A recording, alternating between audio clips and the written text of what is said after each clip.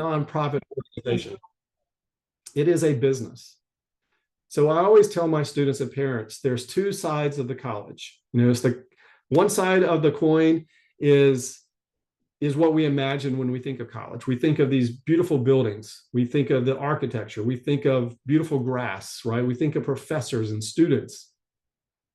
But the other side that we don't think about is the business side. And so we're going to spend a little bit of time on the business side today because we need to understand what the colleges are doing behind closed doors. So as I mentioned before, back in the 1990s, the colleges had started to change from these benevolent institutions of higher learning to businesses that are concerned about the bottom line. So they had to pay bills and they wanted to know, how in the world can we pay our bills? How can we make more money? So they started something called enrollment management, strategic enrollment management. And that's when it kind of flipped. And, I could talk an hour on this, but think of how the airline industry works to change their ticketing prices. So if you've ever been online and looked at a flight, let's say a flight from Charlotte to New York, let's say it costs $200. If I go back online in a few hours, that price has probably changed. It probably jumped up to $220. And there's lots of variables that are constantly looking to change that price. Why? Because the airline is trying to fill all of their seats and they're trying to maximize their profit, right? Well, the colleges went to the airlines back in the 1990s and said, hey, we want to know what you guys are doing because, our businesses are very similar because we want to fill all of our freshman seat and we want to maximize our profit. And the airline said, well, we developed these formulas that helps us with raising and lowering our ticketing prices. And colleges said, hey, can we have that? And they said, no. They said, but we'll sell it to you. And so the colleges bought these formulas from the airlines. And they call it strategic enrollment management. And there's good things and bad things about strategic enrollment management. So let's dig into strategic enrollment management. What are the good things? Well, the good news is that we're dealing with formulas. And so we can kind of work backwards, right? A plus B equals C. So if we know what C is, we can probably figure out what A and B is, or at least one of the variables anyway. And to really emphasize what strategic enrollment management is, here's a quote from a university president, excuse me. He said, enrollment management is the selective use of offers of financial aid to shape the incoming freshman class in the furtherance of the institution's goals. It is to be distinguished from the allocation of financial aid based upon the student's needs or on academic merit. So basically they said, it's not need-based aid. It's not merit-based aid. It's our own money, and we can use it however we want to use it. We don't have to give it to the salutatorian or the valedictorian anymore. We can give it to whomever we want to give it out to. Meaning that if they want to get the best student for the least amount of money, they want to get the best student into their college for the least amount of money. And everyone else is going to pay what I call the retail price or the sticker price, for lack of a better term. So remember, colleges are trying to get the best student into their university or college for the least amount of money. That is their job. That's what the strategic enrollment managers are doing. So we have to think of this like a product now. College is selling a product. They're selling a dream. They're selling an education. They're basically saying, if you come to my college, all your dreams will come true, right? You come to my college, you'll get the best education. You'll love it there. You're going to graduate. There's going to be plenty of job offers when you graduate, and you'll make lots of money. That's kind of the dream. And every college is selling this dream to you one way or the other. But you have to remember, because they are selling something, you need to be an informed consumer. And that's why I love all of you here tonight, because you are being an informed consumer. You are learning more and more and more information. And the more you learn about this, the better you are going to be at picking the right college. All right. Step number 2, once you understand the business side of things, you start using logic. Step number 2, then you can put in the benevolent part. Then you can put in the emotion in your decision making. Okay. So don't make the emotion the most important part of the decision-making process when it comes to college. The term I like to use with my students is we like to use our heart and our calculator. We use them both, not just our heart. We have to use the calculator, right? So use your heart and your calculator when you're making these decisions. So select your college on logic first and emotion second. Don't be moved by branding. We have some great tools that I work with, and hopefully we'll have time to show you some of these tools where you can see like some of these brand name colleges, and we can show you based upon the major that you want to study in college. We will show you how much you're going to make on average, year number 1 after you graduate, 5 years, and 10 years. And then you can compare this to a non-name brand college and see if it makes a difference. Wouldn't it be awesome to know, maybe it wouldn't make a difference in terms of income if I didn't go to this name brand school, if I'm going to make the same amount of money? I don't have to pay as much for the name of the brand, or vice versa. Maybe the name brand school is worth it. Maybe it is worth it to take out more loans because I'm going to make so much more over the course of my life. It's a good return on my investment. So that's what I'm talking about. That's what we're here for. So not to, again, beat a dead horse here or repeat myself or going over and over and over in this, I just think it's important that you understand, the foundation of what we're talking about. So again, this started back in the 1990s. And one of the biggest companies out there today that still does this is called Noel Levitz. And they started with Ohio State, and every college and university basically uses strategic enrollment management to help them make decisions on who gets in and who gets their money. And these colleges start collecting data on you for years. So they just don't wait until your senior year.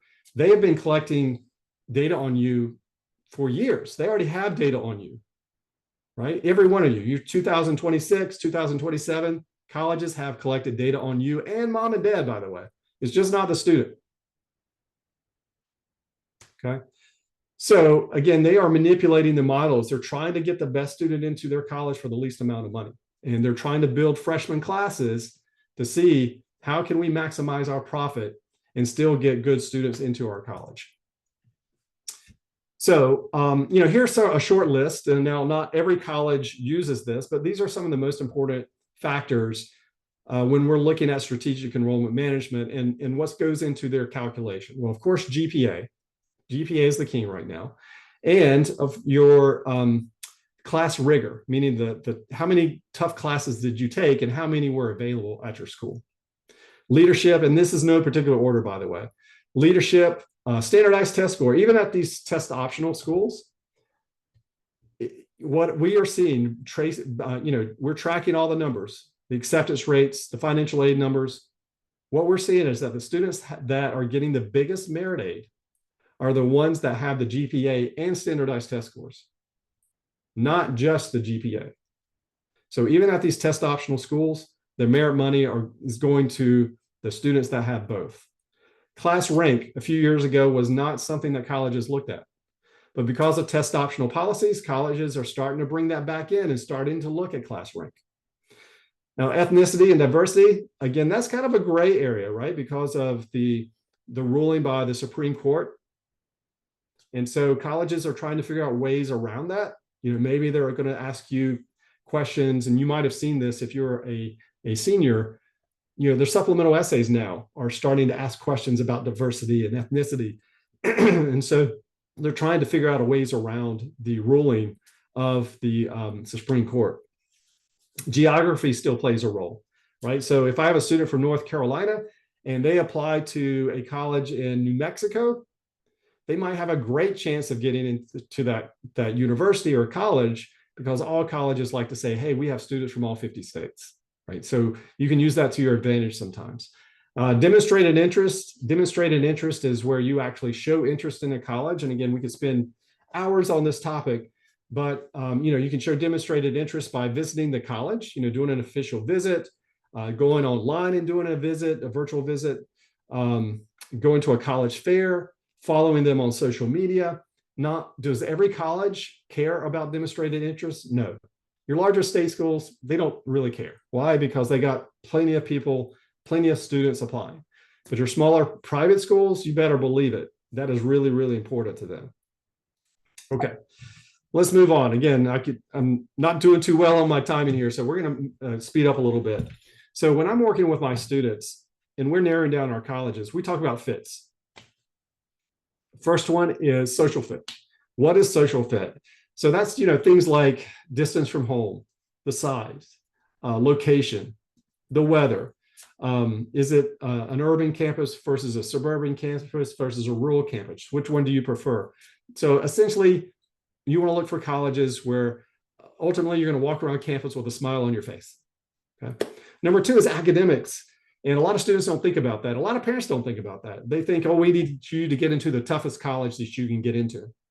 And sometimes that backfires, right? So you don't want to go to a college where you have too much free time, but at the same time, you don't want to go to a college where you are staying up till 2 a.m. every night to maintain a D average. Because if you do that, you're not going to have any fun, and you're probably going to work yourself too much, and you're probably just going to be drained and tired, and you're probably going to quit or transfer. And last but not least, what we've been talking about is the financial fit. Can we afford it? Does it make sense to take out these loans? Do we have the budget for this? And if we don't, and if it's not a good return on your investment, then don't apply to that college. So really, we're looking for those colleges right in the middle between the intersection between social, academic, and financial schools. Okay. And strategic enrollment management is one of the parts that we use to help students and parents figure out that financial fit. All right. So where should you pick a college? Ultimately, try to go to a college where you can graduate in 4 years or less. Right? If you're spending now, if you're a engineering major, then more than likely you're going to spend 5 years in college. But if you're just a psychology major, sociology major, whatever it may be, and you have the opportunity to spend 4 years and graduate, do it. It's going to save you so much time, so much money. And it's also going to get you into the workforce faster, which means you're going to get a bigger paycheck quicker, which means you're going to put more money towards your retirement. And so it just builds and builds and builds. It just makes sense. No, will you get a scholarship from your GPA and SAT? Meaning, are you going to get merit aid at these schools? Find colleges where you're going to get merit aid. Maybe you don't qualify for need-based aid. Well, look for colleges that give out merit-based aid. If you do qualify for need-based aid, look for colleges that give out a lot of need-based aid, right? Again, show demonstrated interest at some of these smaller private schools. Look at your GPA. What is your GPA? And compare it to last year's freshman class at that college. Where are you? Are you on the bottom 25%? Are you average? Are you above average? Where do you stand?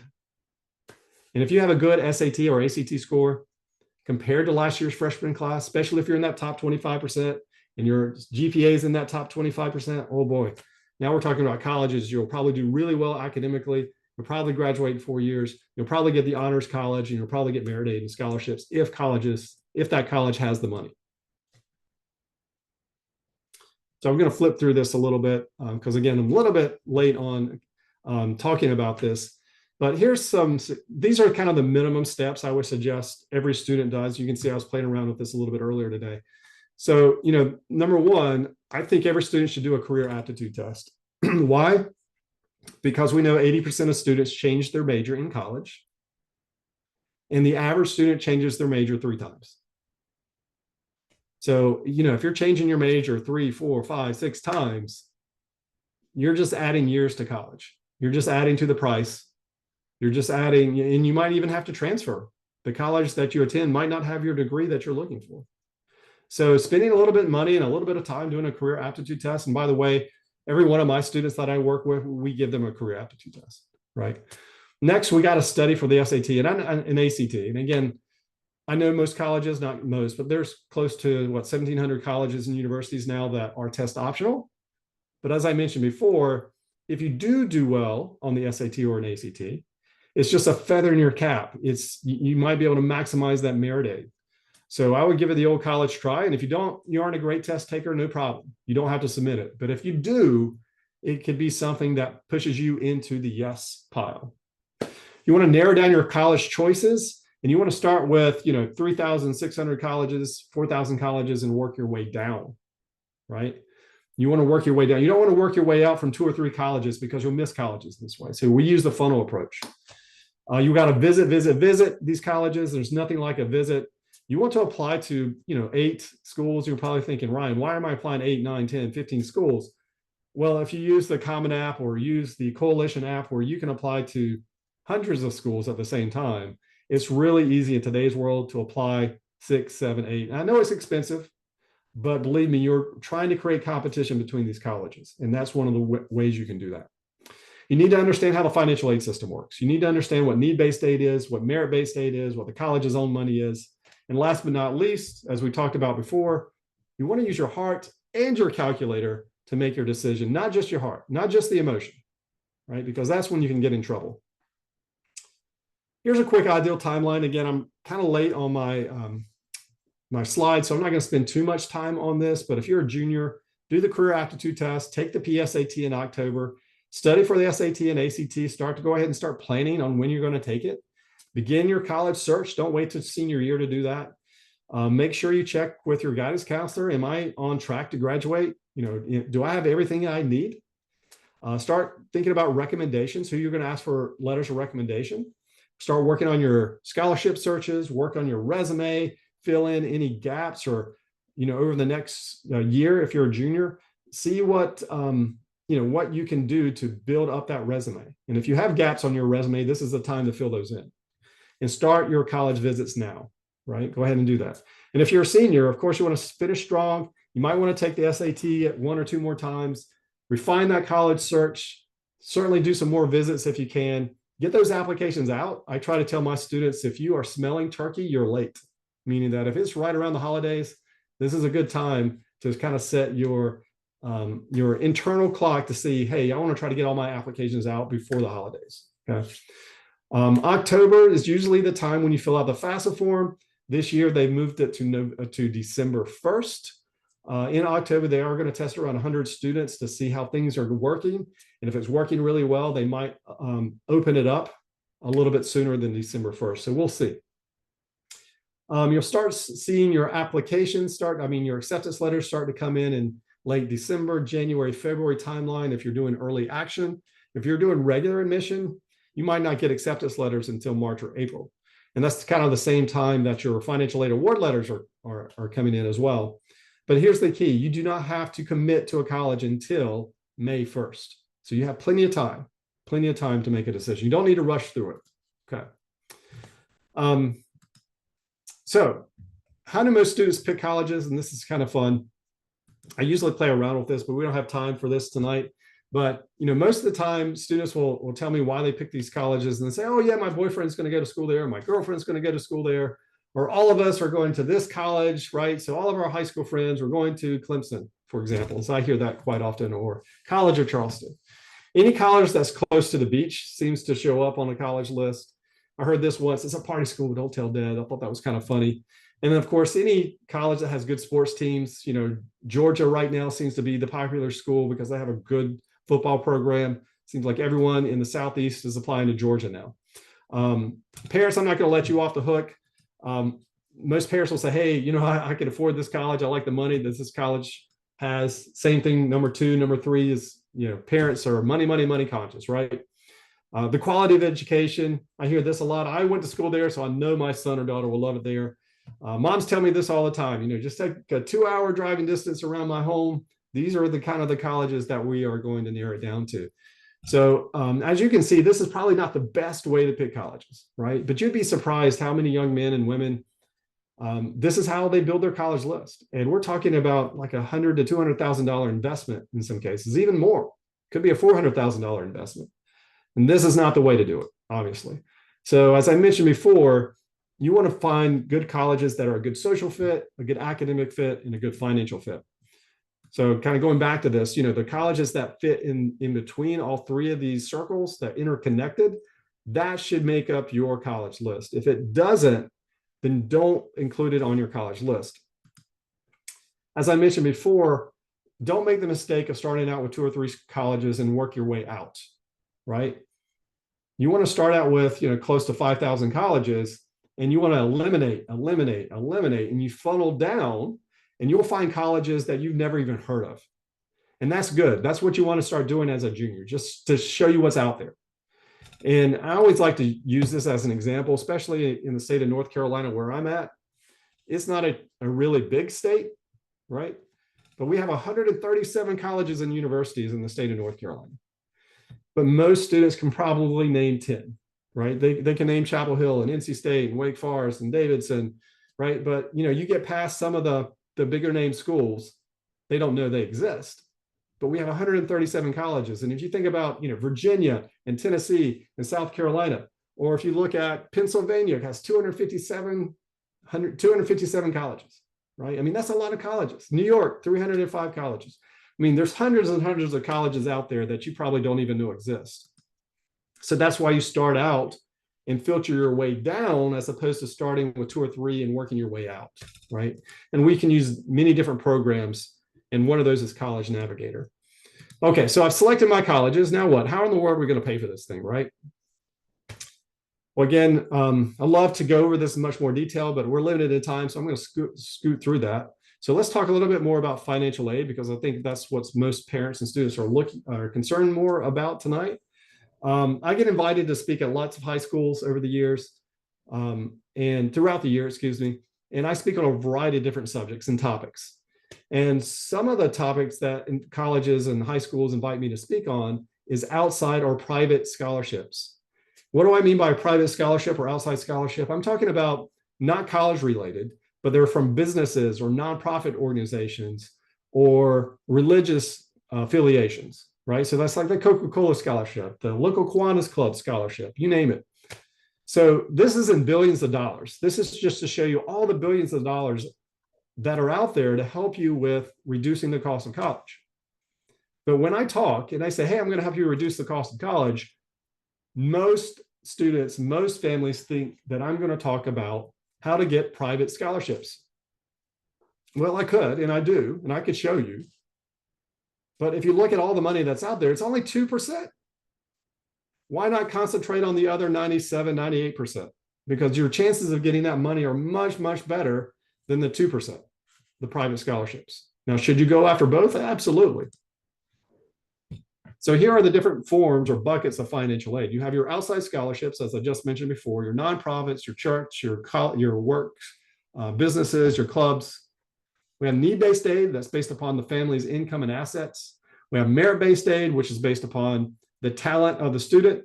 So that could be your grades, it could be your GPA, it could be your class rank, could be your standardized test scores, or something else. It could be you're a basketball player, or maybe you play the oboe, and they need an oboe player in the orchestra at the college that you're attending. And so you could get a merit scholarship for that. And then last but not least, the college's own money. And we talked about enrollment management, right? So I wanted to go over the need-based aid really quick so we understand what the need-based aid formula is.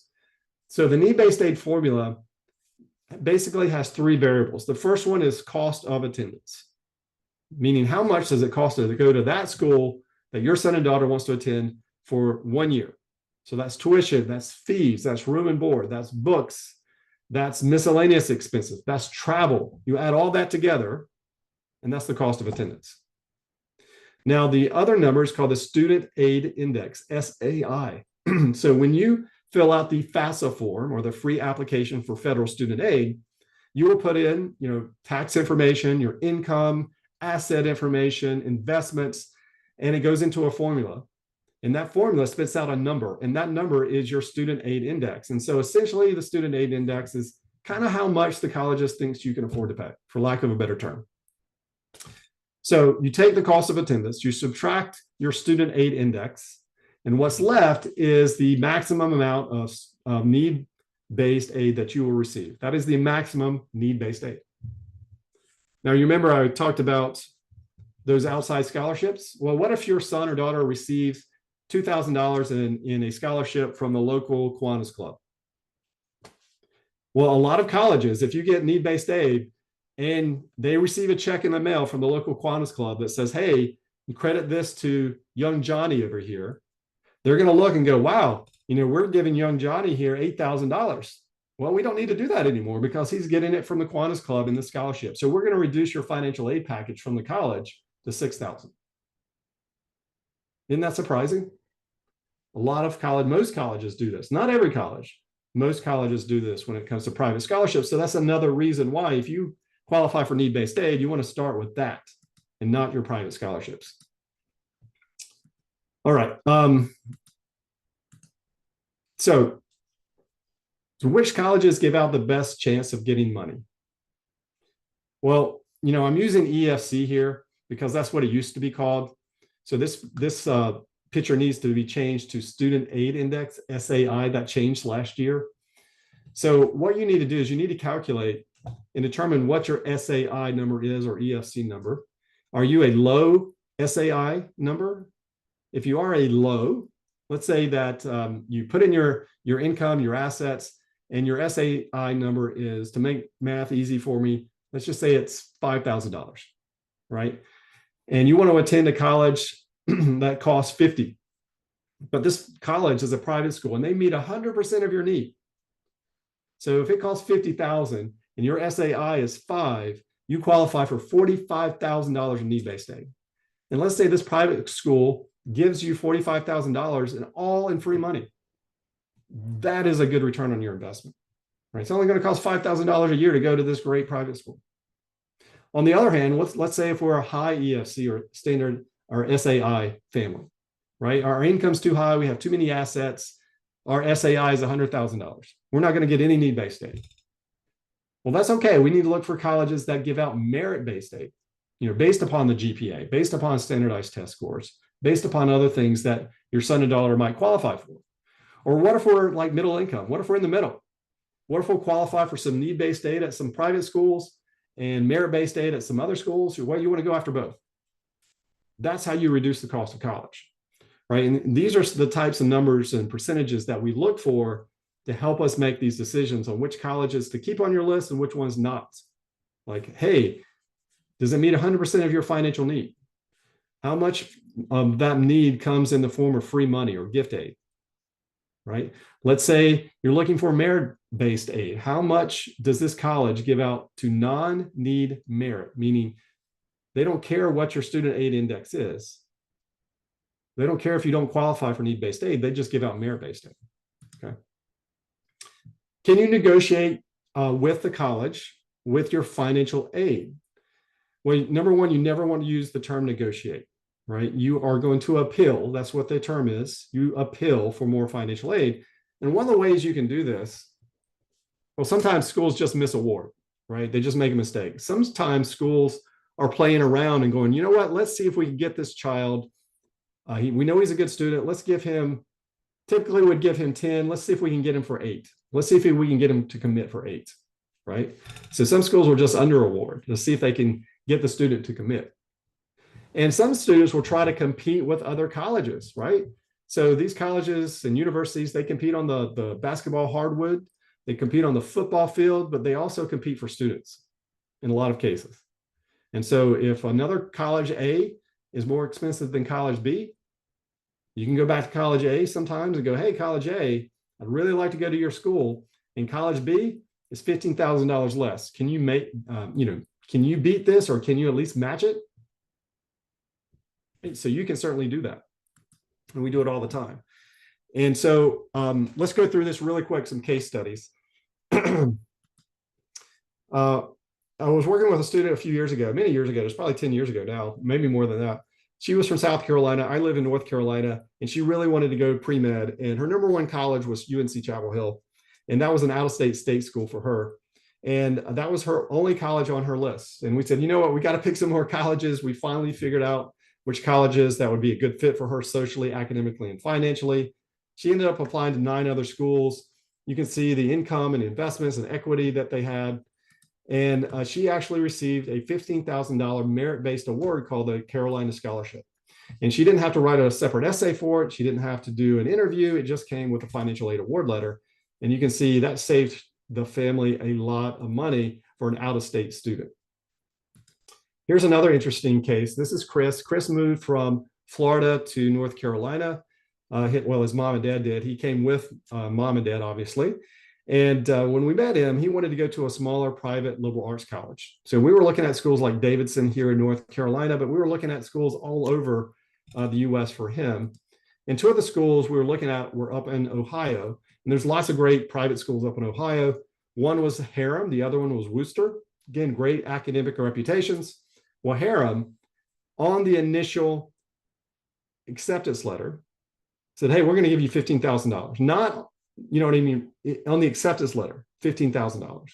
And then when they submitted the FAFSA form, they said, you know what, we are going to give you half off tuition and up to $26,000 a year in scholarship if you qualify for this. And then Worcester did the exact same thing. Right on the acceptance letter says, hey, you've been accepted, and by the way, you qualify for $30,000 a year in scholarships. And then Worcester invited him up for a weekend to do a presidential scholarship interview. And he spent the whole weekend there. And he did the interview, and I came back and I said, well, how did you do? And he goes, well, I think I did okay. And then on Wednesday of that week, the president of the university called him and offered him a full tuition waiver. We're so happy for him. He was so happy. We were, popping corks, right? Here's another case study. And you can see I was playing around with this a little bit earlier today. But John was an interesting case study because John's mother and father got divorced, dad remarried, and John was living with his mom. And mom and dad were very concerned about paying for college. So the way the FAFSA form changed their formula this past year is the family where John gets the most financial assistance is the family that fills out the FAFSA form. That's the way it's written now, right? A few years ago, during COVID, pre-COVID, that's not the way it worked. It was based upon where John lived, spent the majority of his time with. So John spent the majority of his time with his mother. And because of that, we could look at colleges that did not look at John's mom's income, John's dad's income, and John's, in the father's new wife's income, if that makes sense. Hopefully I said that right. So there are some colleges out there that would ask for all of their income and assets. And if they did that, they would never qualify for need-based aid. But if we just looked at colleges and said, John, just look for colleges for financial fit that only considers your mom's income and assets, not both your mom and your dad and your stepmom. Okay. And by doing that, he found a great college that has a fantastic music program. And you can see this is the actual financial aid award letter. And he got $23,515. And it cost at the time around $28,000. Good, about $5,000 a year. And so that's what we mean by a good social fit, good academic fit, and good financial fit. And I have a cool, wonderful, interesting, excellent, fantastic tool that I want all of you to use tonight. And if you want to maximize your college funding and minimize your out-of-pocket costs in just minutes, it doesn't take long, like 5 minutes. We have a very clear, customized report. It's customized to each family that it'll reveal exactly how much free money your student can receive for college. And it's called the College Money Report. And it's tailored for your financial situation in the schools you are considering. And it takes 5 minutes or less. So if you do this report, you're going to know how much colleges think you can afford to pay. So it's going to calculate your student aid index. You're going to know your eligibility for grants and scholarships. So you're going to find out what need-based and merit-based aid that you might qualify for. And it's going to estimate your out-of-pocket costs. It is a fantastic report.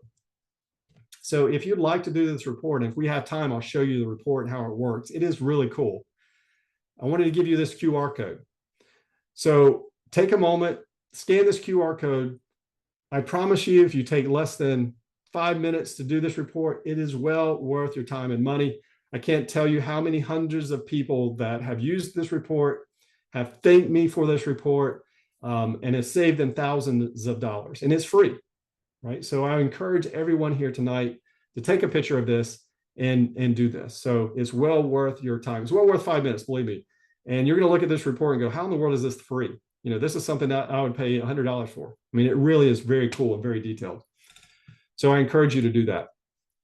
And also when it comes to just being health in general, you want to be an informed parent and student when it comes to college planning. This is a big decision. I mean, how many 16, 17, 18-year-olds make a $100,000 decision on their own? And so that's, working with someone like myself, we're here to help. Last year, I worked with over 60 seniors. They got into some of the finest institutions of higher learning. 94% of them receive scholarships totaling over $15 million, right? So very cool. And if you'd like to as I mentioned before, if you want this college money report, please take advantage of that. But if you'd also like to schedule a free consultation with me, we can certainly help you with that as well. And so this is the free Dream College Planning Consultation. We will set up it'll take you right to my Calendly link. You can schedule our time and we'll sit down for a quick Zoom meeting and discuss our college planning and answer questions that you might have.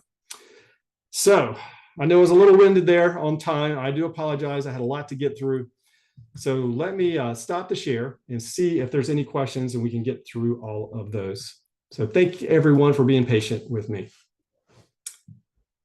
All right. So let's see. We've got any questions? All right. First question I see. Okay. Did you want to start the questions or how would you like for me to do this? Yeah, absolutely. I just want to ask folks to definitely, send over their questions in the chat, but then also take advantage of the opportunity to speak with you directly on a consultation. That would be super helpful and personalized to your specific case and your specific student. So you are in good hands if you schedule that call with Ryan. Yeah, I can go ahead and answer the question. Ask the questions. And then you can go ahead and answer them. And please feel free to send your questions in the chat. We have about 5. We can even go up to 10 minutes and then we'll wrap up. So Sachin asked, when you mentioned college costs, 25,000 to 80,000 per year, what does that include? Oh yeah. So the first few slides, we're talking about the averages of state schools and a private school and elite private schools. I assume that's what we're talking about. So that is what we call the cost of attendance, as I mentioned before. So that's tuition and fees, room and board, books, miscellaneous fees, travel. They add all that together, and that's considered the cost of attendance. Awesome. Thank you, Ryan. Yeah. Yeah, absolutely. Pradeep is asking, what is the year used to calculate SAI? Yeah, great question. Great question. Second of sophomore year.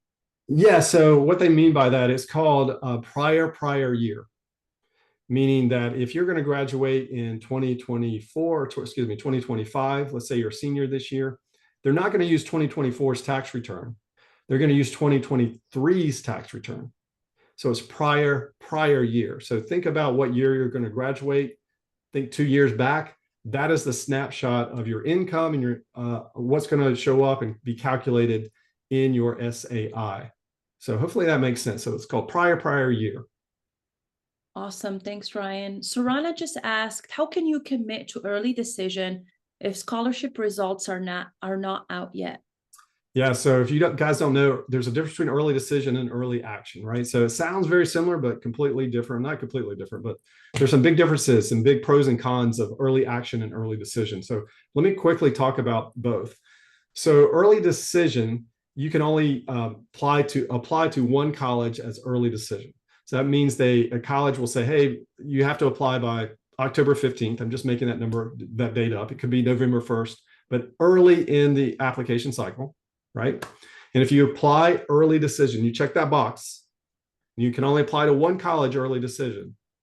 The college will look over your application, review it, and give you and let you know by a certain date.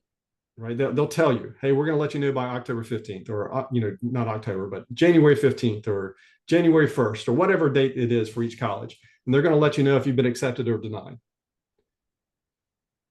The bad part about this is because you did early decision, you are committed to go to that school. So let's say you sent out 5 applications. 1 was early decision. The other 4 were early action. You got into your early decision schools and you got into all the other schools as well. Well, you have to go to that school you did early decision. You're obligated to attend. What's the downside of that? You might be thinking, well, Ryan, that's great. That's awesome. I got into my favorite school. That is cool. The only downside of that is you have to wait to get the financial aid package. And it could be months before you get that financial aid package. And what if it's too expensive? What if you can't afford it? You can't turn it down. You're obligated to go. There are a handful of colleges and universities where if the financial aid package isn't exactly what you need, you might can get out of that obligation, but it's not every college does that. So when you do early decision and you get accepted, you are obligated to attend. And you don't know how much it costs. So that's the downside. The pros to that is if you do early decision, it gives you a boost, your application a boost. Your chances go up to get into that college. Now, early action sounds similar, and it is similar, meaning that you have an early deadline date, and you can apply to as many early action colleges as you want, right? So you can apply to as many early action colleges as you want. And same thing, you apply by, let's say, October 15th, and the college says, we will guarantee you that we're going to tell you by January 15th. I'm just making those dates up.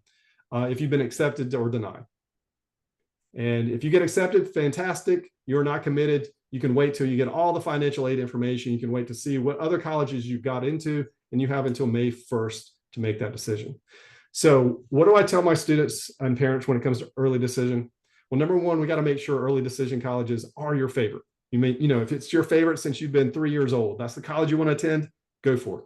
Number two, you have to calculate using a few programs. You can either go to the college's website, or you can use other programs that are out there to determine what is the estimated cost.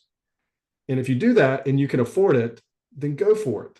Do early decision. But if you do the calculation and it's expensive, doesn't fit your budget, I would hold off on doing early decision because you'd be obligated to attend and you might be just way too expensive. So hopefully that answered your question. And if not, feel free to ask again. Thank you, Ryan. That's definitely invaluable advice. Definitely food for thought for all the families here today.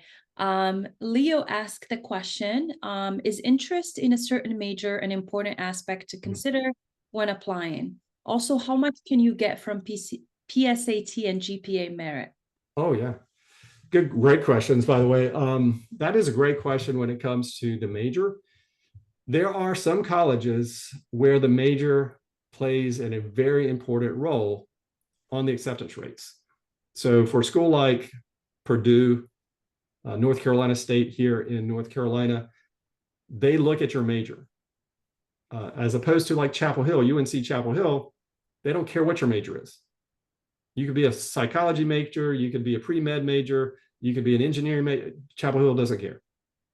However, at NC State, for example, if you are a computer science major or an engineering major, it's much harder to get into NC State as opposed to a business major, for example.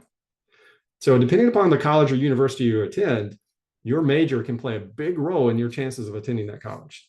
So I think that answers the first question. Second question is how much can you get from the PSAT and GPA? Well, the PSAT there is no association with the College Board and the PSAT. PSAT is a completely different organization. So the PSAT takes old SATs, right? And they take those questions and they go, okay, we're going to let you practice. And if you do really, really, really well on the PSAT, and I think it's like top 10% in your state, you could qualify for National Merit Scholarship. And National Merit Scholarship takes the top, I think it's 10% of each state. And you have to go through a second round. And you do some interviewing and things like that. And if you become a National Merit finalist, different colleges give you different money. So if you're a National Merit finalist, I had a student a few years ago, from North Carolina, became a National Merit Scholarship, and he got a full ride to Florida State because they're one of the colleges that give out a full ride for any National Merit Scholarship finalist.